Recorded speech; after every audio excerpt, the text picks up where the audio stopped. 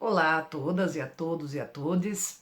Sou Graziele Tagliamento, doutora em psicologia pela USP, pós-doutora em psicologia também pela USP e sou psicóloga do Centro de Excelências e Gêneros e Sexualidades, o SEGES. Além disso, sou professora do Centro Universitário Unidom Bosco, no curso de psicologia. Hoje nós vamos conversar sobre algo que é fundamental. É algo que faz parte de nós, enquanto sujeitos, enquanto pessoas. Ou seja, falaremos sobre gêneros, sexualidades, diversidade sexual, discriminação, LGBTI-fobia. Quando a gente fala em gênero, nós estamos falando a forma com que a pessoa se identifica, ou seja, se ela se identifica com o gênero masculino, com o gênero feminino ou com nenhum dos dois gêneros, que também é possível. E isso tem a ver com a identidade da pessoa, ou seja, com a identidade de gênero dela, que pode corresponder ao gênero que foi designado lá até antes de nascer, né? Porque a primeira coisa que se pergunta, né? Ah, é menino, é menina, tem aqueles chás de revelação para falar, né, qual é o gênero daquela criança. Então, a pessoa ela pode se identificar com esse gênero, que foi designado lá atrás, até mesmo antes dela nascer, que aí então seria uma pessoa cisgênera, ou seja, a sua identidade de gênero corresponde, é igual ao gênero com o qual ela se identifica. Ou ela pode não se identificar, que seria o caso das pessoas travestis, transexuais. E ela pode também não se identificar e não se identificar nem enquanto homem, nem enquanto mulher, que são as pessoas não binárias. Só que aí ainda tem um outro detalhe, né? Que é, além da identidade, é como eu expresso esse gênero com o qual eu me identifico. Na nossa cultura, na nossa sociedade, nós temos uma série de atributos que são impostos aos homens e às mulheres. Então, se é um menino, se é um homem, nós desejamos, impomos e fazemos com que, né, esses meninos tenham determinados atributos. Por exemplo, na nossa sociedade, o prover é um atributo extremamente cobrado dos homens, o trabalho, o não expressar emoções, ou seja, não se aproximar daquilo que é tido como sendo de mulher, ou seja, ser delicado, que aí entram os atributos femininos, passiva, comportada. Então, são expressões de gênero, e isso inclui também, né, a roupa, a forma com que a pessoa se porta, que pode também corresponder ou não à sua identidade de gênero. Ou seja, a diversidade de gênero é muito grande, é muito ampla, porque a vivência das pessoas, a produção das suas subjetividades é infinita. E isso tem a ver com o quê? Com os processos de socialização que a pessoa vai tendo ao longo da sua vida. Mas lembrando que na nossa sociedade, a norma prediz o quê?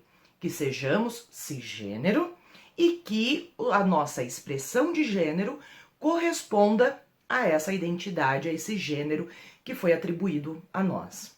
Então, isso seria, né, brevemente, o conceito de gênero. E aí nós temos um outro campo, que é a sexualidade, a diversidade sexual. Ou seja, é quando nós estamos falando das orientações sexuais. Ou seja, então a pessoa ela pode ser homossexual, gay, homossexual lésbica, bissexual, pansexual e ainda nós temos, né, um movimento das pessoas assexuais.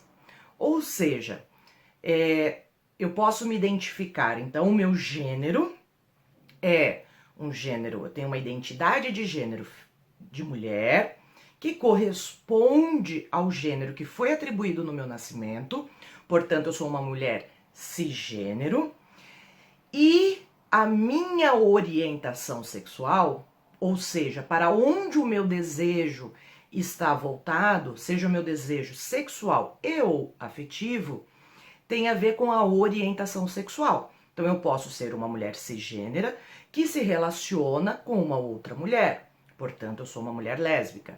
Ou eu poderia ser uma mulher cisgênera que se relaciona com um homem.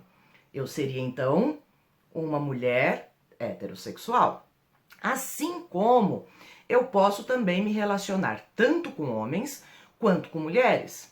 Neste caso, eu seria bissexual. A pansexualidade entra quando eu me relaciono com pessoas, independentemente se essa pessoa é uma pessoa agênera, ou seja, não se identifica nem enquanto homem nem enquanto mulher, se é uma pessoa que se identifica enquanto homem ou enquanto mulher. Então a pansexualidade tem a ver com se relacionar com pessoas. Já a assexualidade se refere quando eu me relaciono com pessoas, mas não de ordem afetiva e ou sexual. Então eu posso me relacionar afetivamente com uma mulher e não ter relações sexuais, não ter desejos sexuais. Neste caso, eu sou uma mulher assexual lésbica. Então a gente junta dois conceitos em um só no caso da assexualidade. Assim como há as pessoas assexuais que não sentem nem desejos afetivos e nem desejos sexuais. São assexuais. Ponto. E aí, então, né, diante dessa variedade toda, nós temos a sigla que muitas e muitos de vocês já devem ter ouvido falar. A sigla LGBTI. E aqui eu não vou usar a sigla LGBTIQI+, A, enfim. Por quê? Porque na conferência que foi realizada com a população LGBT, foi determinado que a sigla seria LGBT. Estou acrescentando o I pela conquista histórica e toda a representatividade que o movimento intersexual tem atualmente no Brasil, pois há uma luta desta população. Então, por isso que nós utilizamos LGBTI neste caso, e não LGBTIQA+, enfim. Então, e vocês devem estar se perguntando, né? O I ela não falou. Quem seria o I? Que pessoas são essas? São as pessoas intersexuais. Ou seja, são pessoas que têm, né, no seu corpo anatômico fisiológico tanto características masculinas quanto características femininas.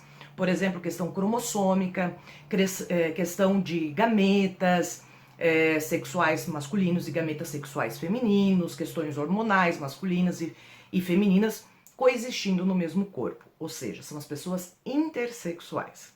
Então, quando a gente fala, né, em LGBTI, o L, o G e o B se referem à orientação sexual. Já o T, travestis e transexuais, refere-se à identidade de gênero. E o I, as pessoas intersexuais, nós estamos falando de corpo anatômico fisiológico, ok? Só que aí nós temos um grande problema na nossa sociedade. Essas pessoas, elas fogem da norma. Elas não seguem a norma que determina o quê?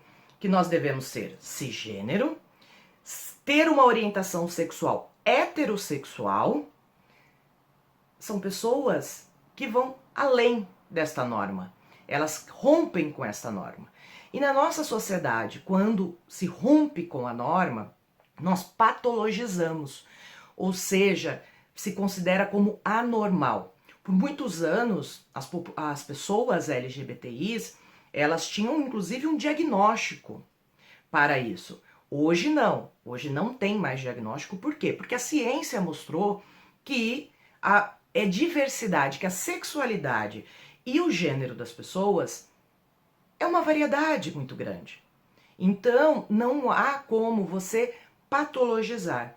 Só que, mesmo não sendo uma doença, nós, enquanto sociedade, excluímos as pessoas que são diferentes. Nós excluímos, nós violentamos a diferença. Então, esse processo de estigmatização e de discriminação contra a população LGBTI é o que nós chamamos de LGBTI-fobia, e que, inclusive, no Brasil, atualmente é crime, conforme decisão do STF. Então, o excluir o diferente é algo que a nossa sociedade faz para manter relações de poder. Para manter, porque para existir o normal, é importante que exista o anormal, mas eu excluo esse anormal. Eu coloco à margem esse anormal. E isso demarca o quê? Relações de poder. Isso demarca relações desiguais entre as pessoas.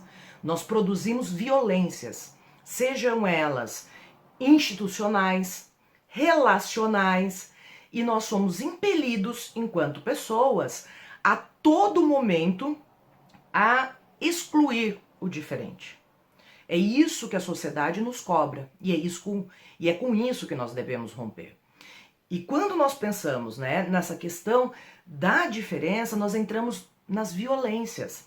E essas violências, elas são, para a gente poder fazer uma análise verdadeiramente e efetiva delas, para que a gente possa mitigá-las, a gente tem que pensar no quê? Nos marcadores sociais da diferença.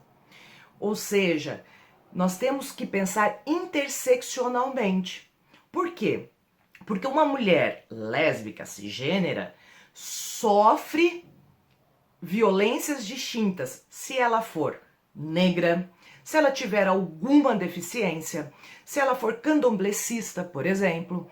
Então, quanto mais marcadores sociais da diferença, mais exclusão, mais discriminação as pessoas sofrem em suas vidas. Então, nem toda mulher lésbica sofre os mesmos tipos de violência que uma mulher cisgênera, lésbica, negra. Assim como a gente pensar nas travestis, as travestis periféricas, candomblessistas, negras, elas com deficiência, elas vão descendo. Quanto mais marcador social da diferença eu incluo, mais elas descem na pirâmide social que a gente tem, ou seja, menos direitos elas têm e mais violências elas sofrem em suas vidas. Por isso que a gente tem que pensar de forma interseccional para poder agir.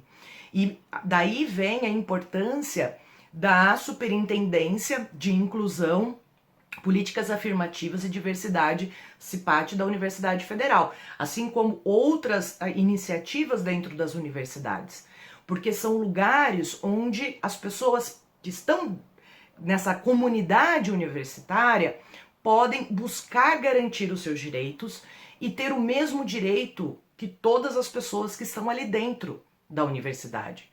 Então, garantir os direitos das pessoas é pensar interseccionalmente, é garantir que a pluralidade esteja presente em todos os espaços. Sem a pluralidade e a diversidade em todos os espaços, nós não seremos uma sociedade verdadeiramente democrática. Uma sociedade democrática se faz por meio da diferença. Por isso a importância de garantir em todos os espaços a diversidade. Espero que você tenha compreendido alguns conceitos. Não pare por aí, se aprofunde ainda mais. É importante que nós façamos a nossa parte enquanto profissionais que somos e enquanto pessoas também. Até mais!